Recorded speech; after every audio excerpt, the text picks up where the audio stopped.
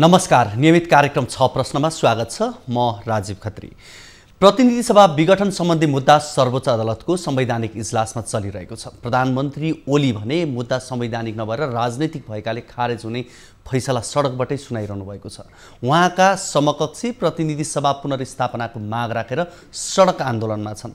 उता कांग्रेसको रणनीति पनि रोचक छ। अदालतको फैसला शिरोधार्य गर्ने भन्दै अदालत र सडक दुवैलाई उपयोग गर्ने रणनीतिमा छ। यता नेपाली कांग्रेसको 14औं महाधिवेशन भदौ 7 देखि 10 गतेका लागि प्रस्ताव गरिएको छ।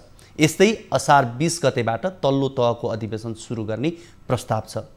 आज हामी कांग्रेसको अधिवेशन लगायत समसामयिक राजनीतिक विषयमा रहेर कुराकानी गर्दैछौँ। हामीसँग हुनुहुन्छ नेपाली कांग्रेसका नेता प्रदीप पौडेल। प्रदीप जी, यहाँलाई स्वागत छ। हजुर, धन्यवाद। नमस्कार। आराम हुनुहुन्छ? ठीक छ। अब यो फागुन 10 गते गर्ने भनेको महाधिवेशन गर्न सकिएन भनेर पनि भन्नु भएन। गर्न नसकिने कारण यी पनि हुन् भनेर निर्णय नगर्दै फेरि अर्को महाधिवेशनको मिति तोकिसक्नु भयो नि। मतलब यो फागुन 7 गतेका लागि हामीले अधिवेशन तोकेका थियौँ। अब त्यो अधिवेशन गर्न सकिएन भन्ने कुरा त हामीले पहिल्यै स्वीकार गरिसकेको कुरा हो। अहिले अब फागुनको चाहिँ 5 गते आएर 6 गते आएर त्यो सकिएन भन्नुको के अर्थ छैन। पहिले नै सकिन्न भनेर हामीले सरेन्डर गरिसकेको हो। मुख्य गरी 5 वर्षभित्र हामीले हाम्रो अधिवेशन सम्पन्न गर्नुपर्थ्यो। 4 वर्ष हाम्रो नियमित कार्यकाल हो। 1 वर्ष चाहिँ विशेष अवस्थामा थपिने व्यवस्था छ। तर 5 वर्षभित्र पनि हाम्रो अधिवेशन हुन सकेन। अब पार्टीको आन्तरिक विधानप्रति हाम्रो चाहिँ कमिटमेन्ट जुन हो त्यो चाहिँ फितलो कमजोर देखिएको छ। त्यसलाई सच्याउन जरुरी छ। एउटा विषय अहिले चाहिँ हामीले नेपालको संवैधानिक व्यवस्था जे हो 5.5 वर्षको जे व्यवस्था छ त्यो व्यवस्थालाई प्रयोग गरेर 6 महिनाभित्र अधिवेशन गर्न लागिरहेका छौँ। यो अवधिमा अधिवेशन भएन भने कांग्रेस वैधानिक सङ्कटमा पर्छ। त्यसैले यो अवधिमा हामीले जसरी पनि अधिवेशन गर्नुपर्ने हुन्छ। त्यो अधिवेशन गर्नका निम्ति हामीले छलफल गरिरहेको अवस्था हो। प्रस्ताव हिजो केन्द्रीय कार्य समितिमा एउटा आएको छ। त्यो प्रस्तावमाथि छलफल गरेर आज हामीले त्यसलाई टुङ्ग्याउँछौँ। अलिकति व्यवहारिक कुरा गरौँ है त। वैशाखमा आम निर्वाचन गर्ने भनिएको छ। आम निर्वाचनको तयारीमा पनि करिब कांग्रेस छ। यसको विषयमा म केही समयपछि प्रवेश गर्छु। तर लगत्तै त्यसपछि भदौमा कांग्रेसले महाधिवेशन गर्न सक्छ, गर्छ, त्यो वातावरण बन्न सक्छ, त्यो समय छ भनेर पत्याउँछन् आम कार्यकर्ताले। मतलब पहिला चुनाव वैशाखमा हुन्छ हुँदैन त्यो अर्को प्रसङ्ग भयो। तर चुनावमा लड्नका निम्ति पार्टी त हुनु पर्यो नि त। भनेपछि सरकारले गर्ने भनेको निर्वाचन जस्तै हो कि महाधिवेशन? एकछिन मैले भने नि चुनावमा लड्नका लागि पार्टी त हुनु पर्यो नि त। अब 6 महिनाभित्र अधिवेशन भएन भने पार्टी नै नरहने स्थिति हुन्छ। त्यसैले नेपालको संवैधानिक जे व्यवस्था हो त्यो व्यवस्था मुताबिक हामीले 6 महिनाभित्र अधिवेशन गर्नुपर्ने हुन्छ। अधिवेशन नगर्ने सुविधा अझै पनि भए अधिवेशन हुँदैन हैन। तर अधिवेशन नगर्ने सुविधा त अब छँदै छैन नि। त्यसैले अधिवेशन जसरी पनि हुन्छ। अधिवेशन गर्नै पर्छ। आफै नरहेपछि त अनि त्यसपछि त भूमिका कसरी प्राप्त हुन्छ त? त्यसैले नेपाली कांग्रेसको अस्तित्व राख्नका निम्ति नेपाली कांग्रेस पार्टीलाई चाहिँ जोगाउनका लागि अधिवेशन अब 6 महिनाभित्र हुनैपर्छ। त्यसैले जस्तासुकै अन्यका विषयहरू भए पनि हाम्रा लागि सबैभन्दा पहिलो र प्राथमिकताको विषय अधिवेशन हो। अधिवेशन जुनसुकै मूल्यमा पनि हामीले सम्पन्न गर्नु। भनेपछि कांग्रेसको अधिवेशन अबको बाध्यात्मक हो, त्यो समयभन्दा उता कट्न सक्दैन। त्यही त बाध्यात्मक अनिवार्य चाहिँ छ। यो अधिवेशन हामीले जसरी पनि सम्पन्न गर्नुपर्छ। अब अलिकति म विशेष गरी पछिल्लो समय सरकारका गतिविधिको सन्दर्भमा थोरै गएँ। विशेष गरी नेकपा कोही भित्र एउटाले प्रतिगमन भन्दै यतिखेर सडक तताइरहेको अवस्थामा कांग्रेसले चाहिँ कहीँ चुनावको हतारो देखाएको हो कि भने जस्तो देखिन्छ। अब विशेष गरी सभापति देउवाकै भनाइलाई लिने हो भने निर्वाचन आयोगले समयमा काम गरेन भन्ने उहाँलाई चिन्ता छ।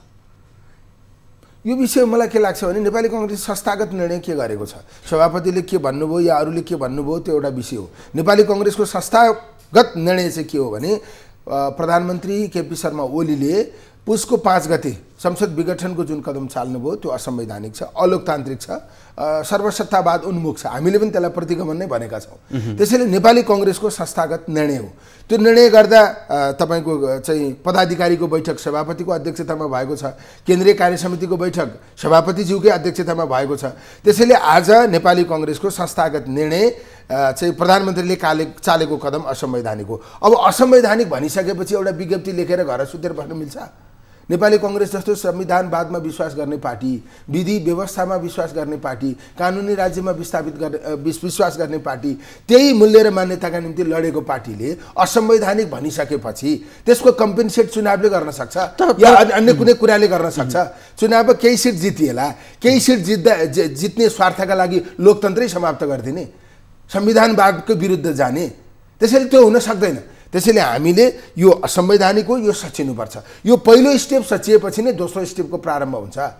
त्यसकारणले चाहिँ यो एकदम हामी पटक्कै भ्रममा छौँ। काङ्ग्रेसले के चुनाव तोकिएको समयमा हुन्छ सबैलाई चुनाव जाऊ भनेर केन्द्रीय कार्यसमितिले निर्णय गरेको छ र? यहाँहरूले गरेको निर्णय र यहाँहरूको नेताहरूको अभिव्यक्तिलाई हेर्ने र काम गर्ने तौर तरिकालाई हेर्ने हो भनेदेखि त कङ्ग्रेसभित्र पनि ओली पक्ष र ओली इतर भने जस्तो देखिएको अवस्था भयो। त्यो त देउवाले आफै पनि बोल्नुभएको छ। मनभित्र कसको के धारणा छ त्यो मलाई थाहा भएन, तर नेपाली कङ्ग्रेसले संस्थागत निर्णय के गरेको छ भने चुनावको स्वागत गरेको पनि छैन। 17 गते चुनाव हुन्छ सबै त्यतातिर लागौँ भनेर भनेको पनि छैन। नेपाली कङ्ग्रेसले गरेको निर्णय के हो नि यो असंवैधानिक हो। असंवैधानिक कदमलाई सच्याउने, संवैधानिक बनाउने कसरी हो त भन्दा प्रधानमन्त्री केपी शर्मा ओलीले जे कदम चाल्नुभयो त्यसलाई अदालतले बदर गरेपछि त्यो संवैधानिक हुन्छ।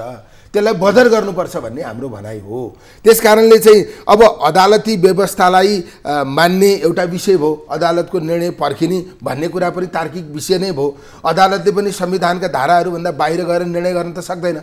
संविधानमा 308 वटा धारा छ, अदालतले 309 बनाउनु मिल्छ, 307 बनाउनु मिल्छ, अथवा अदालतलाई संविधान संशोधन गर्ने व्यवस्था छ। त्यसैले आज अदालत यति अधिकार सम्पन्न हाम्रो आन्दोलनका कारणले भएको हो।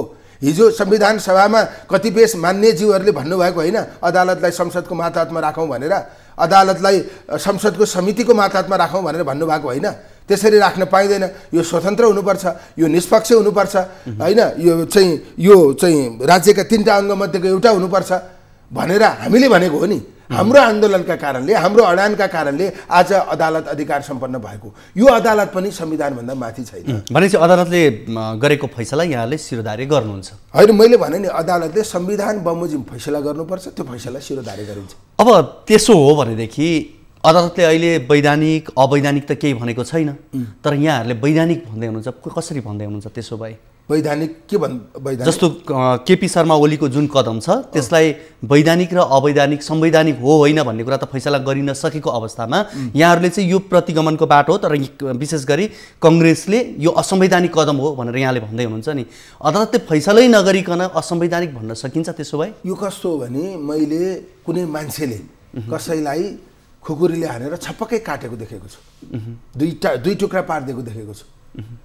त्यसपछि मैले चाहिँ अदालतमा यो मुद्दा जान्छ, अदालतले काटेको भनेर प्रमाणित गर्छ, मलाई साँची बोलाउँछ, अनि मात्रै म भन्छु भनेर भन्न मिल्छ? यस्तै केस हो यो। त्यसैले चाहिँ मैले अपराध गरेको देखेको छु, त्यो अपराध गरेको कुरालाई मैले भन्नुपर्छ। त्यसैले यो विषय कानुनी विषय मात्रै होइन, यो राजनीतिक विषय पनि हो। अदालतले भन्नुभन्दा पहिला हामीले के भन्यौँ भने यो असंवैधानिक हो। हामीले कानुन पढ्न जान्दैनौँ, हामीले संविधान पढेका छैनौँ, त्यसको व्याख्या गर्न हामी जान्दैनौँ, त्यसका व्यवस्थाहरू हामी बुझ्दैनौँ। नेपाली कङ्ग्रेस राजनीतिक पार्टी होइन। त्यसैले राजनीतिक पार्टीले यो राजनीतिक प्रश्न हो, यसले अब अदालतले गर्ने निर्णयले के गर्छ भने व्यवस्थामा प्रभाव पार्छ, अदालतले गर्ने निर्णय भविष्यमा प्रभाव पार्छ, अदालतले गर्ने निर्णयले हाम्रो लोकतन्त्रमा प्रभाव पार्छ। त्यसैले यस्तो धेरै पक्षमा प्रभाव पार्ने विषयमा नेपाली कङ्ग्रेसले अदालत त्यसो हो भनेदेखि त प्रधानमन्त्री ओलीले पनि यो राजनीतिक मुद्दा हो, राजनीतिक मुद्दा अदालतले हेर्न मिल्दैन, यसलाई खारेज गर्नुपर्छ भन्ने कुरा त लगभग नजिकको कुरा भयो नि त हैन? राजनीतिक मुद्दा अदालतले हेर्न मिल्दैन भन्ने नै होइन। प्रधानमन्त्री केपी ओलीज्यूले भन्नुभएको जस्तो राजनीतिक मुद्दा हो हैन, एउटा विषय हुन सक्छ। राजनीतिक मुद्दा हो भने उहाँले चाहिँ विघटन गर्न कसरी मिल्छ त? उहाँले बहुमतको प्रधानमन्त्रीले संसद विघटन गर्न मिल्ने कहाँ राजनीतिक व्यवस्था छ? उहाँ कुन व्यवस्थामा हुनुहुन्छ, कुन संविधानमा हुनुहुन्छ बहुमतको प्रधानमन्त्रीले संसद विघटन गर्ने? उहाँले राजनीतिक भनेर मानेको हो भने राजनीतिक रूपमा त उहाँले त राजीनामा दिएर छोड्नु पर्दैन। राजनीतिक पनि भन्ने, गैर राजनीतिक काम पनि गर्ने, अनैतिक काम पनि गर्ने, अपराधीले जस्तो काम पनि गर्ने राजनीतिक हो एकछिनका लागि। अनि राजनीतिक मुद्दा यो हो भने उहाँ प्रधानमन्त्रीको कुर्सीमा बसिरहन मिल्छ, त्यो राजनीतिक हो। काम चलाउ प्रधानमन्त्रीले मन्त्रीमण्डल विस्तार गर्न मिल्छ, त्यो राजनीतिक हो। संवैधानिक व्यवस्था अनुसार कानुनी हिसाबबाट सुनुवाई गर्ने स्थिति नभएपछि प्रधानमन्त्रीले संसद विघटन गरिसकेपछि संसद विघटन गरेको प्रधानमन्त्री राजनीतिक रूपमा कस्तो हुन्छ? अनि त्यो प्रधानमन्त्रीले संवैधानिक नियुक्ति गर्न मिल्छ? त्यो राजनीतिक हो, नैतिकता जोडिया छैन त्यहाँ। प्रधानमन्त्रीजी राजनीतिक कुरा गर्नुहुन्छ भने तपाईँ प्रधानमन्त्रीको कुर्सीबाट निस्कनुहोस् अनि चुनाव लड्न आउनुहोस्, बल्ल तपाईँले राजनीतिक कुरा गर्न मिल्छ। जनताका बिचमा अत्यन्तै धेरै पपुलर छु भन्ने दाबी छ तपाईँको। प्रधानमन्त्रीको कुर्सीमा बसेर अहङ्कार आएको हो नि, राज्य सत्ता कब्जा गरेर अहङ्कार आएको हो नि, विधि नियम विपरीत सबै तपाईँका चाहिँ नजिकका मान्छेलाई तपाईँले चाहिँ शक्ति केन्द्रमा राखेको कारणले तपाईँमा अहङ्कार आएको हो नि। तपाईँ राजनीतिक मान्छे हो भने त कुर्सी छोडेर चुनाव लड्न आउनुहोस् न। त्यस कारणले चाहिँ उहाँले राजनीतिक भनिरहने अनि यस्तो अराजनीतिक काम गर्न मिल्छ? उहाँले गरेका काम कुनै पनि राजनीतिक छैन, मूल्य मान्यतामा नैतिकतामा आधारित छँदै छैन। उहाँले तत्काल यो अराजनीतिक भयो, म राजीनामा गर्छु र म जनतामा जान्छु, चुनाव हुँदा म लड्छु। उहाँले त चुनाव कुर्सी छोडेर चाहिँ ल म जनताका बिचमा, न्यायाधीश जनता हुन्, फैसला गर्ने जनताले हो। राजनीतिक मान्छेले त त्यस्तो भन्नु पर्यो नि। प्रदीपजी, अब यहाँले जसरी भन्नुभयो अदालतलाई आजको जुन अवस्थामा पुर्यायो हाम्रै आन्दोलनका कारण यो अवस्थामा पुगेको हो भनेर यहाँले सुरुमा पनि भन्नुभयो। जसरी भने पनि आज सडकमा जुन किसिमका अदालतप्रतिका आशंकाहरू देखिएका छन् अनि आशंका व्यक्त भएका छन्, यतिसम्म कि पूर्व सभामुख जस्तो मान्छेले हामी अदालतबाट सडकसम्म घिसियाएर ल्याउनुपर्ने अवस्था हुन सक्छ भने जस्ता अभिव्यक्ति दिनु र जुन किसिमका प्रदर्शनहरू सडकमा देखाइनु, यी सबैले त के देखायो भने अब न्यायाधीशले कानुनका ठेली हेरेर फैसला गर्ने कि जनमतलाई हेरेर सडकलाई हेरेर फैसला गर्ने भन्ने अवस्थामा त ल्यायो नि। एकदमै गलत कुरा। तपाईँको अदालतले आफूमाथि शङ्का हुने काम आफैले गर्यो, नम्बर 1 होइन। किन गर्यो भन्दा अदालतको प्रधान न्यायाधीशज्यू माथि नै मुद्दा पर्यो नि। त्यस्तो मुद्दा पर्ने स्थिति उहाँले किन बनाउनु भयो? संवैधानिक परिषदको बैठकमा उहाँले बसेर निर्णय गर्नुहुन्छ? उहाँलाई थाहा थिएन संसद विघटन भएको? राजनीतिक परिस्थिति कस्तो छ उहाँलाई जानकारी थिएन? त्यो उचाइको मान्छेले, त्यो जिम्मेवारीको मान्छेले संवैधानिक परिषदको बैठकमा बसेर त्यसरी निर्णय गर्ने हो? त्यसैले उहाँमाथि नै मुद्दा पर्यो।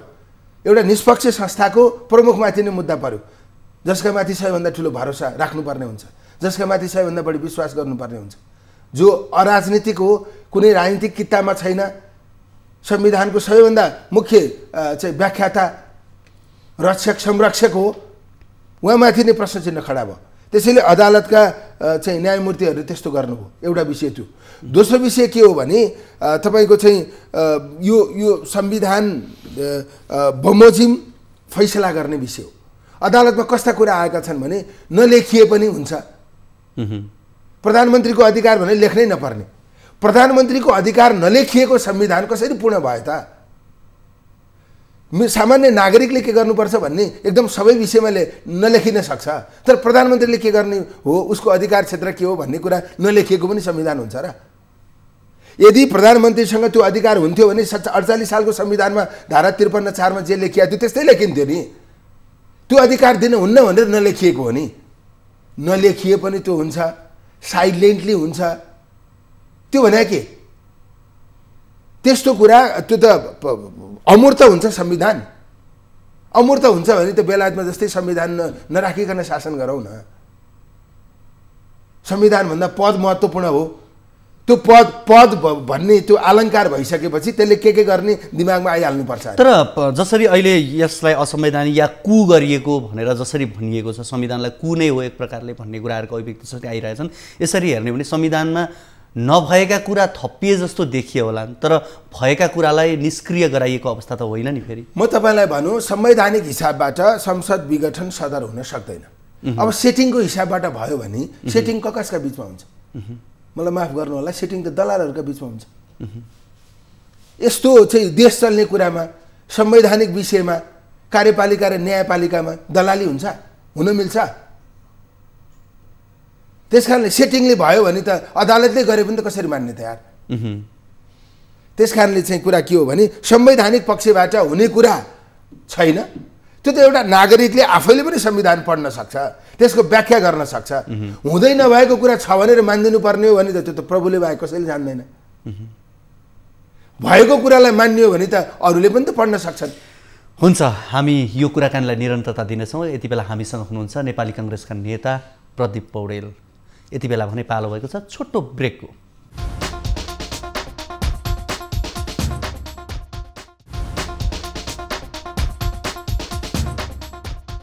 छ प्रश्नमा यहाँहरूलाई पुनः स्वागत छ। आज हामी समसामयिक राजनीतिक विषयमा रहेर कुराकानी गरिरहेका छौँ। हामीसँग हुनुहुन्छ नेपाली काङ्ग्रेसका नेता प्रदीप पौडेल। प्रदीपजी, यहाँले जसरी कुरा गर्नुहुन्छ, सरकारले गरेका काम कारबाहीको विषयमा यहाँले जसरी टिप्पणी गर्नुभयो, तर यहाँहरूकै पार्टीको तर्फबाट फेरि पनि मैले पार्टीतर्फै जोडेँ, पार्टी सभापति देउवाकै कुरा, उहाँ अलिकति ओलीसँग नजिक जस्तो देखिन्छ। अर्को तर्फबाट हेर्ने हो भने यहाँले अघि संवैधानिक नियुक्तिकै कुरालाई गर्नुभयो र कहीँ न कहीँ प्रधान न्यायाधीशका कुरा पनि जोडिएको कुरालाई पनि यहाँले उल्लेख गर्नुभयो। तर त्यही संवैधानिक नियुक्तिमा कङ्ग्रेसको पनि त घुमाउरो तरिकाले सिधा नहोला, तर हात घुमाएर त भागभण्डामा परेको भन्ने कुरा पनि छ फेरि। संस्थागत निर्णय नगरिकन कसले व्यक्तिगत रूपमा के गर्यो, त्यसमा कस्तो संलग्नता छ, अब त्यो एउटा विषय भयो हैन। मलाई लाग्छ हामीले कार्य समितिका बैठकमा सभापतिज्यूमाथि हुने टीका टिप्पणीका बारेमा प्रश्न गर्दा उहाँले त्यसलाई ठाडै नकार्नुहुन्छ। अब त्यसपछि त्यसका बारेमा अरू थप केही कुरा गर्ने सन्दर्भै भएन। अब यो संवैधानिक नियुक्तिहरूमा काङ्ग्रेसको संलग्नताको बारेमा अब त्यो कोही व्यक्ति कोसँग नजिक थियो हैन, त्यो पनि एउटा विषय भयो। नेपाली काङ्ग्रेसको जिम्मेवारीभित्र भएको कोही मान्छे त्यहाँभित्र छ र त्यो निर्णयसँग हामी असहमत छौँ, त्यसलाई अवैधानिक हो भनेर भनिरहेका छौँ भने त्यो व्यक्तिलाई हामीले काङ्ग्रेस पार्टीबाट निकालेनौँ भने त्यति बेला प्रश्न उठ्छ कि। तर सबैतिरबाट यति बेला प्रधानमन्त्री ओली चाहिँ लखेटिँदै गर्दा कङ्ग्रेसभित्रैबाट संरक्षक चाहिँ पाइरहनु भएको छ। उहाँले संरक्षकको चाहिँ कङ्ग्रेसले दिएको हो भन्छन्। मतलब डेफिनेटली हामीले हाम्रो पार्टीभित्र भनिरहेको कुरा के हो भने कङ्ग्रेस ओलीको कर्तुत ढाक्ने म जत्रो भन्नु हुँदैन। यो चाहिँ सत्तासँग जोडिएर कुर्सीको लोभ गरेर हैन, अरू विभिन्न कारणले त्यस्तो हुनु हुँदैन। किनकि हामी प्रधानमन्त्रीका रूपमा केपी ओलीलाई अयोग्य असक्षम भनेर पहिल्यै केन्द्रीय कार्य समितिले निर्णय गरिसकेको छ। उहाँले वैधता गुमाइसक्नु भएको छ भनेर हामीले निर्णय गरेका छौँ। त्यसैले चाहिँ नेपालको लोकतन्त्रै सङ्कटमा पार्ने एउटा व्यक्ति हैन, जसले संविधानको बर्खिलाफमा काम गर्यो हैन, जसले निरन्तर रूपमा चाहिँ कहिले अध्यादेश ल्याएर हैन, कहिले अरू विभिन्न कामहरू गरेर अहिले पछिल्लो चरणमा त संसदीय विघटन गर्नुभयो उहाँले। त्यसपछि चाहिँ अब उहाँसँगको साँठगाँठको एउटा प्रधानमन्त्रीका रूपमा पनि साँठगाँठ हुने अवस्था रहेन। त्यस कारणले चाहिँ हाम्रो भनाइ चाहिँ के हो भने नेपाली काङ्ग्रेस कसैको चाहिँ कर्तुतलाई ढाकछोप गर्ने मजेत्रो बन्नुहुन्न। हामी प्रष्ट ढङ्गले चाहिँ प्रष्ट कुराहरू राखेर, जिब्रो चपाएर होइन, प्रष्ट कुरा राखेर यो असंवैधानिक कदमको विरुद्ध उभिनुपर्छ। हामीले पार्टीभित्र भनिरहेको कुरा त के हो भने व्यापक रूपमा जनजवाब सिर्जना गरौँ। आन्दोलन भइरहेको छ, यो आन्दोलनले दबाब सिर्जना हुन सकेन। काठमाडौँ केन्द्रित आमसभा गरौँ, ठुला ठुला सहर केन्द्रित आमसभाहरू गरौँ। नेपाली काङ्ग्रेसका कार्यकर्ताहरू चाहिँ यसको विरुद्ध सडकमा आउन एकदमै आतुर छन्। सशक्त प्रतिपक्षको भूमिका गरौँ, त्यसको लागि बन्द गर्नुपर्छ भन्ने होइन, हडताल गर्नुपर्छ भन्ने होइन, सडकमा शान्तिपूर्ण ढङ्गबाट यो विषयका विरुद्ध अथवा हाम्रो यो संसद विघटनका बारेमा हाम्रो असहमति छ, यो असंवैधानिक छ भन्ने कुरालाई हामीले खुला ढङ्गले प्रष्ट ढङ्गले आफ्ना अभिव्यक्तिहरू राखौँ, धारणा राखौँ, निर्णय गरौँ। केन्द्रीय कार्य समितिको बैठकबाटै हामीले यो असंवैधानिक हो भनेर निर्णय गरौँ। संवैधानिक बनाउने कसरी हो त भन्दा संसदको पुनर्बहाली गरेनौँ, त्यसरी निर्णय गरौँ भनेर भनिरहेको स्थिति। प्रदीपजी, अब यसरी यहाँहरूले यो असंवैधानिक हो, संविधान नै एउटा खतराको मोडमा छ अहिले भनेर भन्दै गर्दा यो त इतिहासको एउटा चुनौतीपूर्ण मोड पनि हो यहाँकै कुरा गर्ने हो भने। तर यति हुँदै गर्दा अन्य दलसँग मिलेर संयुक्त आन्दोलन गरौँ भन्दा काङ्ग्रेस पछाडि हट्नुको कारण चाहिँ के त? मतलब बुझाइमा हाम्रो भित्र एकमत नभए जस्तै अन्त पनि त्यस्तो अवस्था छ। पहिलो कुरा त केपी शर्मा ओलीज्यूको र प्रचण्ड माधव नेपालज्यूहरूको आपसी सम्बन्ध के हो? पार्टीगत रूपमा उहाँहरू चाहिँ दुईटै नेकपा दाबी गर्नुहुन्छ। केपी ओलीले कार्यकारी अध्यक्षबाट मात्रै निकालेको भन्नुभएको छ, प्रचण्ड माधव नेपालजीहरूले पार्टीले निकालेको भन्नुभएको छ हैन। त्यसैले चाहिँ उहाँहरू एउटै ट्रेडमार्कलाई दाबी गरेको अवस्थामा हुनुहुन्छ, तर त्यो कम्युनिस्ट ट्रेडमार्क भन्दा बाहिर उहाँहरू हुनुहुन्न।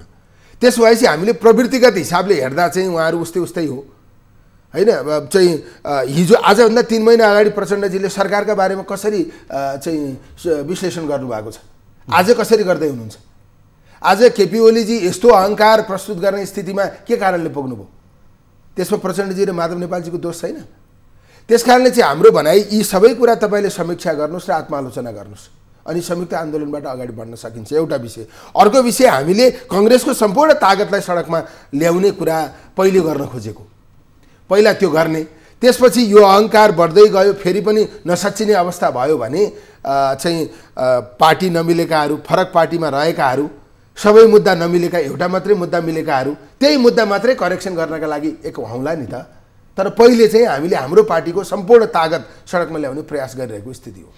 अब गएको निर्वाचनबाट जसरी कङ्ग्रेस जुन अवस्थामा खुम्चिएर रह्यो, अब यो 63 सिटमा मात्रै कति बसिरहने, यसभन्दा माथि जाने अवस्था अब बल्ल नेकपाभित्रको विवादले त्यो अवस्था सिर्जना गर्यो। यसलाई चाहिँ भरपुर सदुपयोग गर्नुपर्छ भन्ने हिसाबले पनि अहिले संयुक्त आन्दोलनमा किन जाने, छुट्टा छुट्टै गरौँ, जसले गर्दा एउटा आन्दोलन जस्तो पनि देखियो, अर्को तर्फबाट निर्वाचनको तयारी पनि हो, गाउँ गाउँदेखि वडा वडादेखि हामी त्यो तयारीमा छौँ, त्यो अवस्था हो भने जस्तो त घुमाउरो तरिकाले कङ्ग्रेसकै नेताहरूबाट आइरहेका छन् कि यस्तो। मतलब होइन, यो हामीहरूलाई पहिले पनि के थाहा थियो भने उहाँहरू यसरी झगडा गर्नुभन्दा अगाडि पनि एक दिन उहाँहरूको झगडा हुन्छ, उहाँहरू सँगै बस्दै बस्नुहुन्न, किनभने यो मिलन नै अप्राकृतिक हो। काङ्ग्रेस हराउन मात्रै उहाँहरू मिलेको हो। केपीज्यूले प्रचण्डज्यूलाई के भन्नुहुन्थ्यो भने हत्यारासँग हात मिलाउन्न भन्नुहुन्थ्यो होइन, प्रचण्डज्यूले केपीज्यूलाई चाहिँ गणतन्त्र विरोधीसँग हात मिलाउन्न भन्नुहुन्थ्यो। एउटा उहाँहरूकै एक आपसमा जुन आरोप छ त्यो त सङ्गीन आरोप हो नि। त्यसैले चाहिँ एउटा दुश्मनले अर्को दुश्मनलाई त्यसरी आरोप लगाइरहेको छ, तर चुनावमा चाहिँ के गरिरहेछ, हात मिलाएर सँगसँगै हिँडिरहेछ। यो अप्राकृतिक हो भन्ने कुरा हामीलाई पहिल्यै थाहा थियो। उहाँहरू फुट्नुहुन्छ, सँगै बस्नुहुन्न भन्ने पनि हामीलाई पहिल्यै थाहा थियो। अब रहेको कुरा के हो भने अब उहाँहरूको एकदमै धेरै झगडा बढोस् अनि हामीले जित्छौँ, अथवा तपाईँले भन्नुभएको जस्तो चुनावको पनि तयारी गरिरहने, आन्दोलन पनि गरे जस्तो गर्ने। अब हेर्नुहोस्, जहिले चुनाव भयो भने काङ्ग्रेसलाई नै फाइदा हुन्छ। जति बढी आन्दोलन गर्छौँ त्यति काङ्ग्रेसलाई फाइदा हुन्छ। आन्दोलन गरेर हामीले के सन्चो बिसन्चो सोध्न जाने हो र? नेकपाको सरकारले 3 वर्ष के गर्यो त्यो भन्न जाने होइन, संसद विघटनको विरोध गर्न जाने होइन, संविधानमाथि प्रहार गर्यो भन्न जाने होइन, लोकतन्त्र कमजोर बनायो भनेर भन्न जाने होइन। यत्रो कोभिडको नेतृत्व सरकारले गर्न सकेन, यो स्वास्थ्य सामग्री खरिदमा अनियमितता गर्यो होइन, यो मास्क खरिदमा गर्ने कुरामा पनि छोडेन भन्न जाने हो नि। नेकपा विरुद्धको जनमत तयार गर्ने, काङ्ग्रेसको पक्षमा तयार गर्ने। त्यसैले हामीले जति सशक्त आन्दोलन गर्छौँ त्यति निर्वाचनमा हामीलाई फाइदा हुन्छ। त्यसैले यो आन्दोलन गरे जस्तो गर्नुभएको छ तपाईँहरू किन भन्नुहुन्छ? सशक्त आन्दोलन किन गर्नुभएको छैन? त्यसले तपाईँहरूलाई चुनाव जिताउँछ भन्नुहोस् न। त्यसैले हामीले जति सशक्त आन्दोलन, किनभने यो त चेतना बढाउने कुरा हो। सरकारले गरेका गलत कामहरूलाई जनताका बिचमा लिएर जाने कुरा हो। त्यो त यहाँले आन्दोलन गरिसकेपछि निर्वाचनमा गएर लिने फाइदाका कुरा भयो होला, तर अहिले तत्काल ठुलो आन्दोलन गर्दै गर्दा भोलि संसद पुनर्स्थापना भयो भने त्यसको फाइदा पनि त काङ्ग्रेसलाई लिनु छ नि त फेरि। होइन, अब परिस्थितिले दिने फाइदा चाहिँ त्यो आफ्नो विषय हो होइन। परिस्थितिले चाहिँ भोलि संसद पुनर्बहाली भयो, पुनर्बहाली हुँदा कङ्ग्रेस सत्तामा जाने भयो, प्रधानमन्त्री हुने भयो होइन। त्यो चाहिँ कस्तो हो भने अब हामी सरकारमा जान्नौँ भनेर फेरि त्यो संसदलाई सरकारै दिन नसक्ने बनाउनु त मिलेन नि त। त्यो परिस्थितिजन्य फाइदाको एउटा विषय भयो। अब तपाईँले निर्वाचनको बारेमा यो 17 गते चुनावै हुँदैन। केपी ओलीज्यूले काङ्ग्रेसलाई जिताउनका निम्ति चुनाव गरिदिनुहुन्छ। जोसँग 2/3 थियो, केपी ओली प्रधानमन्त्री मात्रै होइन 2/3 हुने पार्टीको अध्यक्ष पनि हो। चुनाव किन गरिन्छ? चुनाव जित्नलाई होइन। योभन्दा कति जित्ने? त्यसो भनेदेखि त तपाईँले भने जस्तै यो वैशाखमा निर्वाचन भएन भने र संसद पुनर्स्थापना पनि भएन भनेदेखि त अवस्था त जटिल हुने भयो। हामीले भनेकै त्यही हो। वैशाखमा चुनाव पनि हुँदैन, संसद पुनर्स्थापना पनि भएन भने संविधान एकपछि अर्को मिचिँदै जान्छ। संविधान मिचिने क्रम निरन्तर अगाडि बढ्छ। संविधान मिच्ने होडबाजी हुन्छ। यो व्यवस्था नै धाराशाही गराउनेतिर उद्धत हुने परिस्थिति बन्छ। किनभने व्यवस्था विरोधी अहिले पनि चलखेल गरिरहेको अवस्था छ। त्यसमा केपी ओलीजी पनि थपिनु भयो। अब अरूले पनि क्षणिक स्वार्थका कारणले त्यही थपिने हो भने त व्यवस्था समाप्त हुन्छ। त्यसैले हामीले यो व्यवस्था समाप्त नगर्नका लागि होइन, यो अहिलेको चाहिँ जुन समावेशी लोकतन्त्रलाई संस्थागत गर्नका लागि, राजनीतिक अधिकार उपलब्धि जे हो त्यसलाई रक्षा गर्नका लागि हामीले यसो भनिरहेका हौँ। प्रदीपजी, अब हामी अन्तिममा नि छौँ। म विशेष गरी कङ्ग्रेसकै अधिवेशन र कङ्ग्रेसतर्फै म फर्केँ। विशेष गरी अहिले विगतको आम निर्वाचनमा सभापति देउवा हुनुहुन्थ्यो र अर्को निर्वाचन हुने करिब नजिक हुँदासम्म पनि अधिवेशन हुन सकेको छैन, देउवा नै हुनुहुन्छ। हिजोको जस अबजस उहाँमाथि नै थियो, तर फेरि हामी यहाँहरू अर्को निर्वाचनमा होमिँदै हुनुहुन्छ।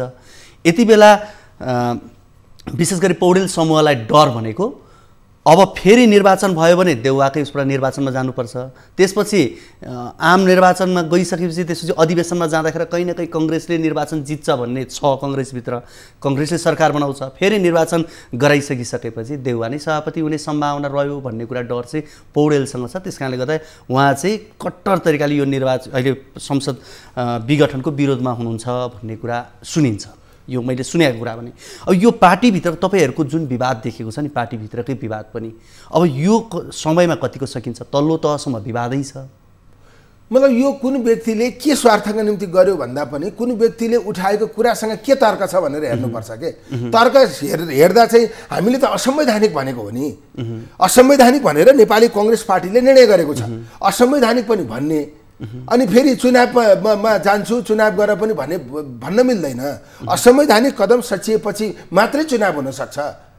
पहिलो स्टेप सचिएपछि मात्रै दोस्रो स्टेपमा प्रवेश गर्न सकिन्छ। त्यसैले नेपाली कांग्रेसको रामचन्द्र पौडेलले मात्रै होइन, शेरबहादुर देउबाज्यूले पनि यो असंवैधानिक हो भनेर भनिसक्नु भएको छ।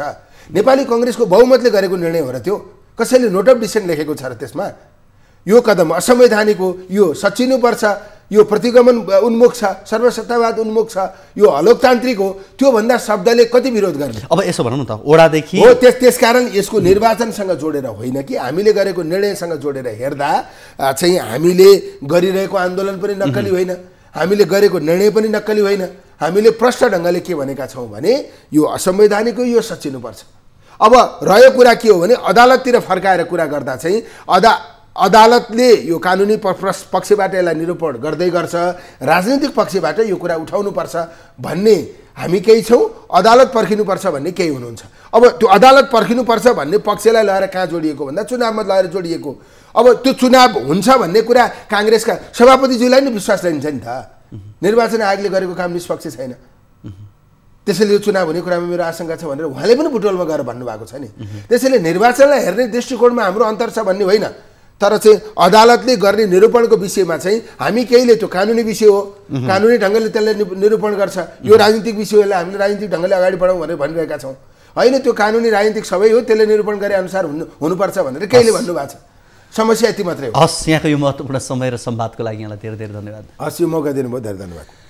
दर्शकवृन्द, हामीले कुराकानी गऱ्यौँ नेपाली कांग्रेसका नेता प्रदीप पौडेलसँग। आजको कार्यक्रमको निर्धारित समय सकिसकेको छ। भोलिको कार्यक्रममा हामी नयाँ अतिथि र नयाँ विषयसँग रहेर कुराकानी गर्न आउने नै छौँ। तबसम्मका लागि बिदा दिनुहोस्। हवस् त, नमस्ते।